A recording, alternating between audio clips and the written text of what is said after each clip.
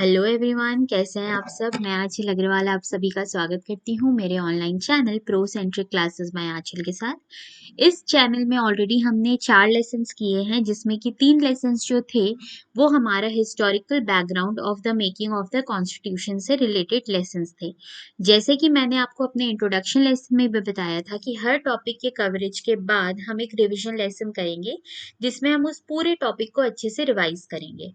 तो जिसने भी मेरे साथ सारे टॉपिक्स को सारे लेसन्स को पढ़ा है, ये आज उनके लिए जो है रिवीजन लेसन है, quick revision of the lesson 1, 2, 3 है। कल से हम नया टॉपिक स्टार्ट कर देंगे, मेकिंग ऑफ द कॉन्स्टिट्यूशन। तो उससे पहले आप लोग ये अच्छे से रिवाइज कर लीजिए ताकि कल आप लोग सारी चीजों को रिलेट कर पाए।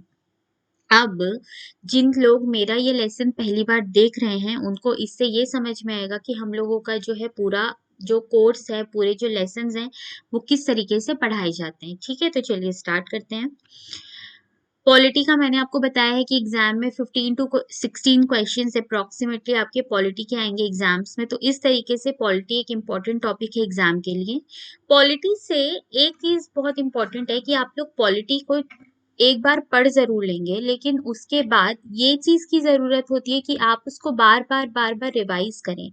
क्यों? क्योंकि क्वेश्चन जो है वो कई बार स्ट्रेट 2-4 क्वेश्चंस आते हैं, बट बहुत सारे क्वेश्चंस ऐसे होते हैं जिनको आपको ट्विस्ट करके दिया जाता है। तो बहुत जरूरी है कि टॉपिक की आप लोगों को डेप्थ नॉलेज हो, बार बार आपने रिवाइज किया हो कि थोड़ा सा भी अगर ट्विस्ट हो तो आप लोग क्वेश्चन में उस चीज को पकड़ के अपना आंसर फ्रेम कर पाए। ओके, तो चलिए अब हम लोग रिवाइज करते हैं हमारे टॉपिक को। हम लोगों ने किया था historical background related to the constitutional framework. इसको हमने 3 पार्ट्स में पढ़ा था, the company rule, the crown rule and the independence of India act 1947। Company rule कहाँ पे थी? 1773 से 1858 तक। 1858 से लेके 1947 तक था क्राउन रूल, और इंडिपेंडेंस ऑफ इंडिया एक्ट था 1947। देखिए, आप लोग अपने साथ एक पेन पेपर लेकर जरूर बैठें ताकि आप लोग रिवीजन के टाइम भी जो है अपने मेन पॉइंट्स को ऐड करते जाएं। सबसे पहले ओवरव्यू देखें तो देखिए, आप लोग ने अगर मेरे साथ ये लेसन देखा है तो ये हम लोगों ने देखा था 1600 में जो ईस्ट इंडिया कंपनी थी वो एज अ ट्रेडर्स हमारी कंट्री में आए थे। क्वीन एलिजाबेथ वन से उनको ये एक्सक्लूसिव राइट मिला था कि वो लोग इंडिया में ट्रेड कर सकते हैं। 1765 में उन लोगों ने अपने कॉमर्शियल जो उनका फंक्शन था उसके अलावा उन लोगों ने क्या किया, दीवानी जो है वो ऑब्टेन किया। कहाँ का? बंगाल, बिहार और उड़ीसा का। ये तीनों नाम आपको याद होना चाहिए, बंगाल, बिहार और उड़ीसा का। दीवानी क्या होता था, अब आप लोग याद कीजिए। Right over the revenue and the civil justice is known as the Diwani. तो दीवानी जो है वो ऑब्टेन किया था 1765 में। And this started the career of East India company as the territorial power, very important. 1858 में देखिए, 1765 के बाद 1857 में रिवोल्ट ऑफ 1857 हुआ था, जिसकी वजह से ब्रिटिश क्राउन को ये लगा था कि अब इंडिया की रिस्पॉन्सिबिलिटी हमको अपने हाथों में ले लेनी चाहिए। इसलिए उन्होंने ब्रिटिश क्राउन ने they assumed the direct responsibility of government of India. 1946 में कॉन्स्टिट्यूएंट असेंबली बनी थी, जिन्होंने हमारा कॉन्स्टिट्यूशन फ्रेम किया, और 26 जनवरी 1950 को हमारा कॉन्स्टिट्यूशन बन के तैयार था। Okay, now how the British rule and the Indian constitution framework are related. मैंने आपको बताया था कि जितने भी एक्ट हैं, जैसे कि रेगुलेटिंग एक्ट हो गया, चार्टर एक्ट हो गए, गवर्नमेंट ऑफ इंडिया एक्ट हो गए, उनके बहुत सारे ऐसे फीचर्स हैं जिसको आज तक हम अपनी पॉलिटी में, हमारे कॉन्स्टिट्यूशन में हमको उसका एक रिफ्लेक्शन देखने को मिलता है। बहुत सारे जो उनके सिस्टम्स थे जो कि उन लोगों ने ब्रिटिश इंडिया में लागू किए थे, क्योंकि हमारे जो देश की पॉपुलेशन थी वो उस सिस्टम से फैमिलियर हो चुकी थी। हमारा जो गवर्नमेंट का सिस्टम था उसके लिए वो जो पूरा मेथोडोलॉजी था वो बहुत ज्यादा फैमिलियर हो चुका था। तो उसलिए उसकी फंक्शनिंग जो है इंडिया समझ चुकी थी। तो वही सारे फीचर्स हमने अपने कॉन्स्टिट्यूशन में डाले, जैसे पार्लियामेंट का स्ट्रक्चर हो गया, फिर ऑर्डिनेंस हो गया, ये सारी चीजें हम लोगों ने डाली। Okay, now what are the act? Regulating act हमने पढ़ा था, regulating act of 1773, Pitt's India act, charter act, ये सब किसके अंदर में आ रहा था? कंपनी रूल में। फिर आपका चार्टर एक्ट। तो टोटल 4 एक्ट थे जो हमको पढ़ने हैं कंपनी रूल के। सबसे पहले regulating act of 1773। It was the first step towards the centralization in India. ये मैंने आप लोगों को बताया था। देखिए, it led the foundation of central administration in India. पहली बार पॉलिटिकल और एडमिनिस्ट्रेटिव पावर को ब्रिटिश सरकार ने रिकॉग्नाइज किया ईस्ट इंडिया कंपनी का। ओके, नाउ ये हम लोगों ने देखा था क्योंकि it was the first step toward the centralization in India. तो जो गवर्नर ऑफ बंगाल था उसको क्या बना दिया गया? याद कीजिए आप लोग, गवर्नर जनरल ऑफ बंगाल। और फर्स्ट गवर्नर जनरल कौन थे? वॉरेन हेस्टिंग्स थे। उनकी एक एग्जीक्यूटिव काउंसिल बनाई गई 4 मेंबर्स की जो उनकी हेल्प करेगी। देखिए, पहले governor of Bengal, governor of Madras और गवर्नर ऑफ बॉम्बे, ये तीनों इंडिपेंडेंट गवर्नर्स थे। लेकिन गवर्नर ऑफ बंगाल को गवर्नर जनरल ऑफ बंगाल बना दिया गया और जो गवर्नर बॉम्बे और मद्रास के थे उनको सबऑर्डिनेट बना दिया गया गवर्नर जनरल ऑफ बंगाल का। सुप्रीम कोर्ट का स्टैब्लिशमेंट हुआ था 1774 में, जिसमें कि एक चीफ जस्टिस और 3 जजेस होंगे। कंपनी के सर्वेंट को बोल दिया गया कि आप लोग किसी भी प्राइवेट ट्रेड में नहीं इन्वॉल्व हो सकते, आप लोग कोई ब्राइब नहीं ले सकते, कोई भी गिफ्ट नहीं ले सकते। कोर्ट ऑफ डायरेक्टर्स जो कि आपका कंपनी की गवर्निंग बॉडी थी, उनको बोला गया कि आप लोग ब्रिटिश गवर्नमेंट को रेवेन्यू, सिविल और मिलिट्री अफेयर्स का रिपोर्ट दोगे। ठीक है। पिट्स इंडिया एक्ट जो है ये क्यों इंपॉर्टेंट था? इसमें system of double government start किया गया। कोर्ट ऑफ डायरेक्टर पहले से बॉडी थी, एक न्यू बॉडी बनाई गई, board of control. Court of director मैंने कैसे बनाया था? इनिशियल से आप लोग करो सीसी। कोर्ट ऑफ डायरेक्टर जो था वो कॉमर्शियल अफेयर्स के बारे में रिपोर्ट करता था और जो बोर्ड ऑफ कंट्रोल था वो मिलिट्री ऑपरेशन और रेवेन्यू के बारे में जो है पूरी रिपोर्ट करता था। तो कुल मिला के इसमें 2 स्टैब्लिशमेंट ऑफ डबल गवर्नमेंट हुआ था, court of directors and the board of control. Okay, now in this the British government was given full control over the company affairs and its administration. अब Charter Act of 1833, it was the final step towards the centralization. How? ये याद रखना है आपको, 1773 से लेके 1833 तक जो है फाइनल स्टेप टुवर्ड्स सेंट्रलाइजेशन ले लिया गया था। कैसे? जो गवर्नर जनरल ऑफ बंगाल था ना, उसको गवर्नर जनरल ऑफ इंडिया बना दिया गया, जिनके पास सारे सिविल और मिलिट्री पावर्स थे। लॉर्ड विलियम बेंटिक जो थे वो पहले गवर्नर जनरल ऑफ इंडिया थे और वॉरेन हेस्टिंग्स क्या थे? गवर्नर जनरल ऑफ बंगाल थे। उनकी एग्जीक्यूटिव काउंसिल थी 4 मेंबर्स की, उनको हेल्प करने के लिए। याद है आपको? Now governor general of India, उनको ये पावर भी मिल गया कि वो लेजिस्लेटिव पावर्स जो पूरे इंडिया के थे वो गवर्नर जनरल ऑफ इंडिया को मिल गया। और बॉम्बे और मद्रास के जो गवर्नर थे उनके पास जो उनके लेजिस्लेटिव पावर्स थे वो भी उनसे ले लिए गए। ठीक है। उसके बाद ईस्ट इंडिया कंपनी 1833 में प्योरली एडमिनिस्ट्रेटिव बॉडी बन गई, मतलब उनका जो कॉमर्शियल फंक्शन था ना उसको बंद कर दिया गया और ये बोला गया कि सिविल सर्वेंट सिलेक्शन के लिए ओपन कंपटीशन किया जाएगा, इसकी बस बात की गई थी। तो 1833 was the final step towards the centralization in India. और चार्टर एक्ट ऑफ 1833 से governor general of Bengal was made governor general of India. ठीक है। नेक्स्ट आता है आपका चार्टर एक्ट ऑफ 1853। अब देखिए, आप लोग को टाइमलाइन याद रखनी है, ये चीजें इंटरेस्टिंग हैं और यही सारी चीजें आप लोगों को अपने दिमाग में एज अ स्टोरी याद करके चलनी है ताकि आप लोग कंफ्यूज ना हो। 1773 में governor of Bengal was made governor general of Bengal. 1833 में governor general of Bengal was made governor general of India और उनको एग्जीक्यूटिव पावर और लेजिस्लेटिव पावर दोनों मिल गए। अब चार्टर एक्ट ऑफ 1853 में क्या किया गया कि जो गवर्नर जनरल ऑफ बंगाल के एग्जीक्यूटिव पावर्स और लेजिस्लेटिव पावर्स थे ना, उन दोनों को सेपरेट कर दिया गया। ठीक है। पहले 1773 से लेके 1833 तक गवर्नर जनरल ऑफ इंडिया को सारे पावर दिए गए। अब गवर्नर जनरल ऑफ इंडिया के पास जो पावर है उसी में अंदर ही अंदर चेंजेस लाए गए। जैसे देखिए, एग्जीक्यूटिव और लेजिस्लेटिव पावर को सेपरेट कर दिया गया। 6 नए मेंबर्स डाले गए लेजिस्लेटिव काउंसिल में, क्योंकि अब उनके फंक्शन अलग अलग कर रहे थे। तो एग्जीक्यूटिव काउंसिल में तो पहले से 4 मेंबर्स थे, अब गवर्नर जनरल के लेजिस्लेटिव काउंसिल में जो है 6 मेंबर्स को ऐड किया गया and the body came to be known as Indian legislative council. Okay, it acted as mini parliament और उनका सेम फंक्शन का प्रोसीजर था. It was same as the British parliament. Now legislation मतलब law making was treated first time special government function. It introduced 1833 में सिर्फ बात की गई थी कि ओपन कंपटीशन होना चाहिए, लेकिन 1853 में it introduced the open competition system of selection and recruitment of civil servants. Now इसी के लिए मकौले कमेटी बनी थी 1854 में. अब लोकल रिप्रेजेंटेशन की जो बात है वो भी चार्टर एक्ट ऑफ 1853 में कर दी गई थी. मतलब कि जो आपका सेंट्रल लेजिस्लेटिव काउंसिल था उसमें से जो 4 मेंबर्स थे वो BMBA से चुने गए. मतलब बॉम्बे, मद्रास, बंगाल, आगरा, और बाकी के जो 2 मेंबर्स थे वो अलग थे. ओके, नाउ गवर्नमेंट, अब यहाँ तक हो गया हमारा कंपनी रूल 1773. उसके बाद आपका चार्टर एक्ट आ गए. तो उसमें क्या क्या जो हुआ था, governor was made governor general of India last तक, है ना.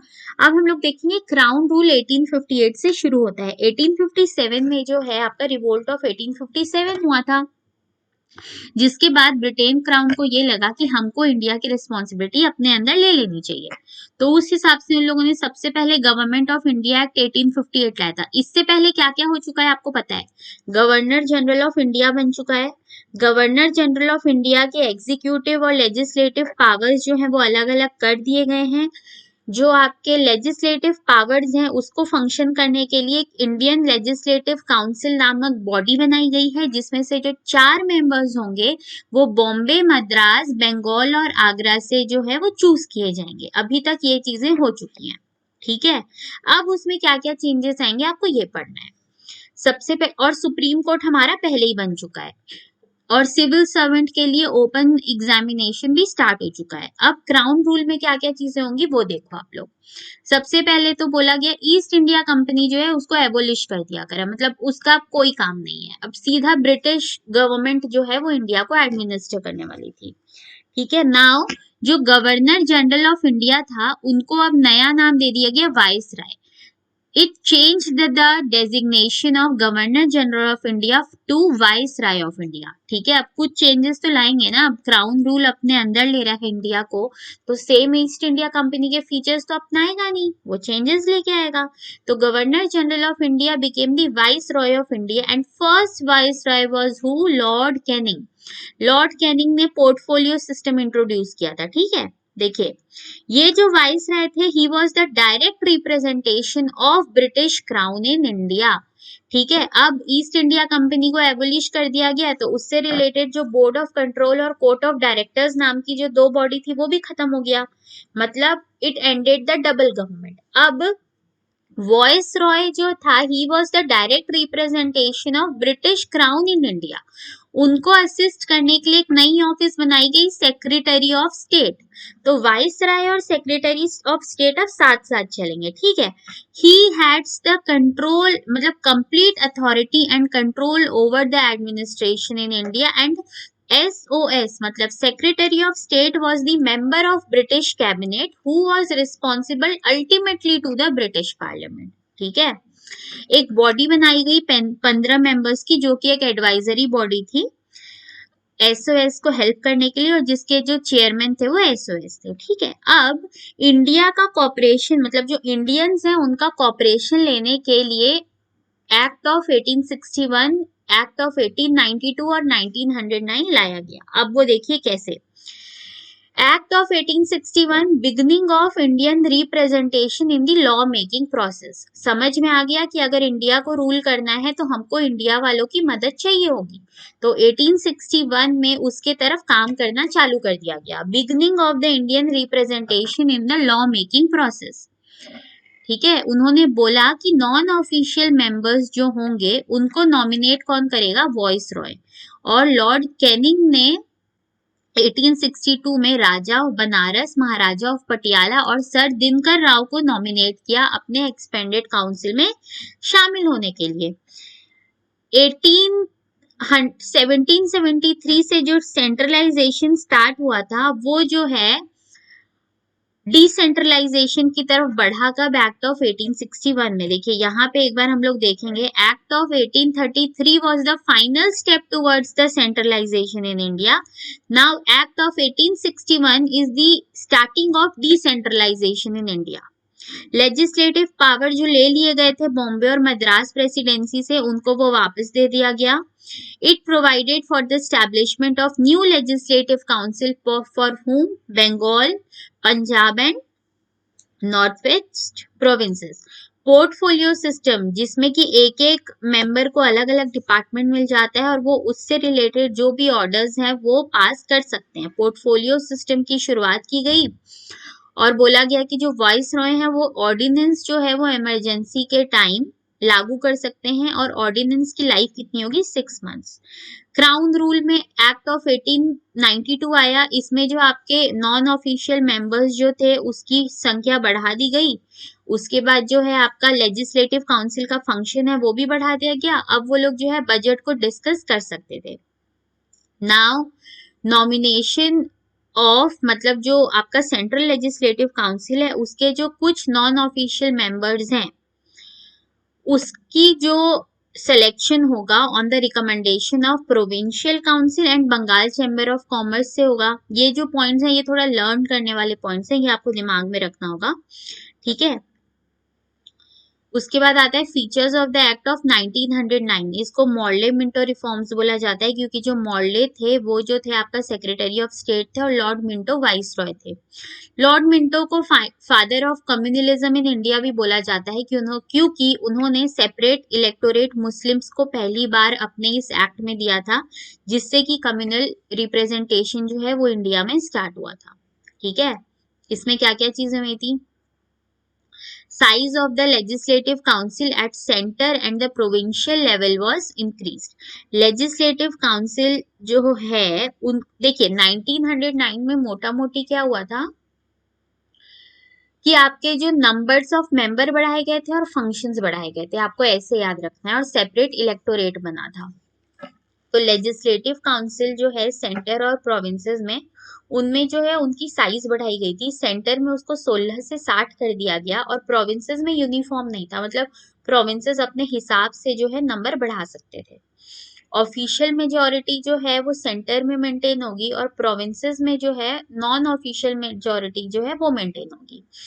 अब नंबर ऑफ मेंबर बढ़ा दिया गया है तो उनके फंक्शंस भी बढ़ा दिए गए, मतलब जो काउंसिल है उनका। अब वो लोग क्या है, पहले एक्ट ऑफ, इससे पहले जो एक्ट था, इससे पहले जो एक्ट ऑफ 1892 में था, वो लोग क्या है बजट को डिस्कस कर सकते थे और एग्जीक्यूटिव से क्वेश्चन पूछ सकते थे। एक्ट ऑफ 1909 में उनको पावर मिला कि वो लोग रिजोल्यूशन भी मूव कर सकते हैं बजट में, ठीक है। पहली बार, इससे पहले लॉ मेकिंग बॉडी में जो है, देखिए लॉ मेकिंग बॉडी में 1861 में जो है आपके मेंबर्स को नॉमिनेट कर दिया जाता था 1861 में, लेकिन 1909 में जो एग्जीक्यूटिव काउंसिल है वाइस रॉय और गवर्नर की, उसमें इंडियंस जो है एसोसिएट किए जाएंगे, ये बात की गई, ठीक है। सबसे पहले तो देखिए लेजिस्लेटिव मतलब लॉ मेकिंग बॉडी है 1861, लॉ मेकिंग बॉडी में इंडियंस आए और 1909 में एग्जीक्यूटिव बॉडी में जो है उसमें इंडियंस को जोड़ा गया, ऐसे याद रखना है। 1861 में लॉ मेकिंग बॉडी, 1909 में एग्जीक्यूटिव काउंसिल, ठीक है। Satyendra Prasad Sinha was the first Indian member who was the one to join the Viceroy Executive Council as law member. Okay. Communal representation मुस्लिम को दिया गया, ये मैंने आप लोगों को बता दिया। And the separate representation of presidency, corporation, chamber of commerce, university and zamindars. अब इसके बाद आता है आपका गवर्नमेंट ऑफ इंडिया एक्ट 1909, इसको मॉन्टेगो चेम्सफोर्ड रिफॉर्म बोला जाता है। 1917 में ब्रिटिश गवर्नमेंट ने बोला कि उनका ये मोटो है कि उनको इंडिया में रिस्पॉन्सिबल गवर्नमेंट लेके आना है। अब ये रिस्पॉन्सिबल गवर्नमेंट का मतलब क्या होता है? रिस्पॉन्सिबल गवर्नमेंट का मतलब ये होता है जहाँ पे एग्जीक्यूटिव बॉडी जो होती है वो लेजिस्लेटिव बॉडी को जवाबदेही होती है, ठीक है। तो इसी से आप लोग समझ जाओ कि किस टाइप के फीचर्स होंगे। इसमें क्या किया गया 1919 में, आप लोग ऐसे याद कर लो, मैंने तो इसको ऐसे याद किया था जैसे 1919 है तो यहाँ पे सेपरेशन की बात हो रही है, 19 और 19 को एक दूसरे से अलग किया जा रहा है, मतलब यहाँ पे कुल मिला के सेपरेशन की बात हो जा रही है। क्या चीज सेपरेट हो रहा है? Central and the provincial subject were separated. ठीक है, मतलब जो आपका रिस्पॉन्सिबल गवर्नमेंट लानी है हमको यहाँ पे, तो सबको अपना अपना काम दे दिया जाएगा कि आपको ये काम करना है, ये काम करना है। सेंटर और लेजिस्लेटिव पावर्स को, मतलब जो आपका जो सेंटर और प्रोविंसेस के सब्जेक्ट हैं उसको अलग अलग कर दिया गया और बोला गया कि सेंटर वाले सेंटर के लिए काम वो बनाएंगे, सब्जेक्ट पे रूल्स बनाएंगे, और आपके प्रोविंसेस वाले प्रोविंशियल सब्जेक्ट पे। ठीक है, अब प्रोविंशियल सब्जेक्ट में जो है दो तरीके का सब्जेक्ट लाया गया, ट्रांसफर्ड सब्जेक्ट और रिजर्व्ड सब्जेक्ट। ट्रांसफर्ड सब्जेक्ट का मतलब ये होता था कि गवर्नर जो है अपने मिनिस्टर्स के साथ मिलके उन सब्जेक्ट पे लॉ बना सकता है और लास्ट में लेजिस्लेटिव काउंसिल को जवाबदेही होगा, मतलब जो एग्जीक्यूटिव बॉडी है वो लेजिस्लेटिव काउंसिल को जवाबदेही होगी कि हमने इस सब्जेक्ट पे ऐसा रूल क्यों बनवाया। लेकिन रिजर्व्ड जो सब्जेक्ट्स होंगे उसमें जो एग्जीक्यूटिव बॉडी होगी वो जवाबदेही नहीं होगी। डायरकी जो है वो प्रोविंसेस में लेके आए, सिर्फ सेंटर में नहीं लेके आए और लार्जली ये अनसक्सेसफुल थी। सेंटर में क्या लेके आए? बाई कैमरलिज्म और डायरेक्ट इलेक्शन। बाई कैमरलिज्म क्या होता है? दो पार्टीज होंगी, जैसे अभी लोकसभा और राज्यसभा होता है ना पार्लियामेंट में, वैसे लोअर हाउस और अपर हाउस होगा, ये बात की गई। ठीक है, और फिर ये बोला गया कि 3 out of 6 member of the viceroy council to be Indian. पहले सिर्फ एक मेंबर था सत्येंद्र सिन्हा 1909 में, 1919 में बोला गया कि 3 मेंबर्स होंगे।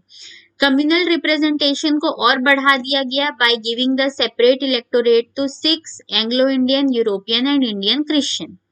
Establishment of the public service commission 1926 में सेंट्रल पीएससी वॉज स्टैब्लिश्ड।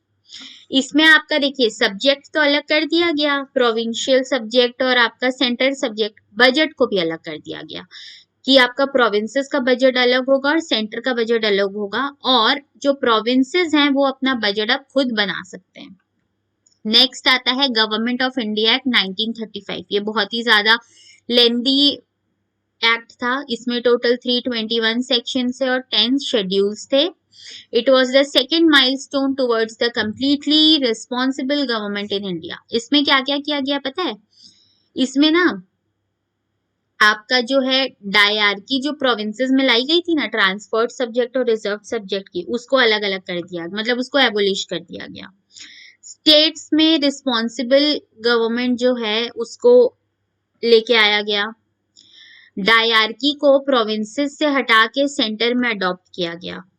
ठीक है, ये जो आपके पावर्स होंगे सेंटर और स्टेट के बीच में, उसको 3 पावर्स में डिवाइड किया गया, 3 लिस्ट में। फेडरल लिस्ट जो कि सेंट्रल के काम होंगे, प्रोविंशियल लिस्ट जिसमें प्रोविंसेस के सब्जेक्ट होंगे, जिसमें मतलब प्रोविंसेस जो है वो रूल्स बना सकता है, और कॉन्करेंट लिस्ट जिसमें प्रोविंसेस और सेंटर दोनों जो है एक्ट या रूल्स बना सकते हैं।